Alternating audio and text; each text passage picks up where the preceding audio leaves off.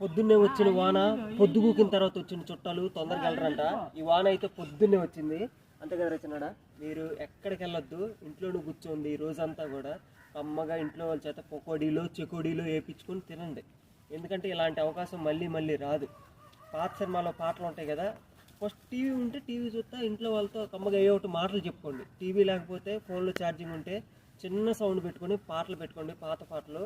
కమ్మగా పకోడీలు తింటా ఇంట్లో వాళ్ళతో మాటలు చెబుతా ఎంజాయ్ చేయండి. ఇలాంటి రోజు మళ్ళీ రాదు. పెద్ద వాన కూడా కాదు, చిన్న చిన్న చినుకులు. ఊరంతా చిత్తడిగా ఉందన్నమాట. చెప్పాను కదా, పొద్దున్నే వచ్చిన వాన పొద్దు వచ్చిన తర్వాత చుట్టాలు తొందరగా వెళ్ళవని. సాయంత్రం దాకా ఉంటుంది ఇదే వాన. అమ్మగా ఎంజాయ్ చేయండి, బయటికి అటు ఇటు తిరగబాకండి. ఒకవేళ తిరగాలనిపిస్తే ఒకసారి వెళ్ళి తిరిగి రండి. ఎందుకంటే వర్షంలో తడిసిన తర్వాత జలుబు వచ్చి జ్వరం వస్తే బాడీలో ఉన్నటువంటి మలినాలు మొత్తం పోతాయి.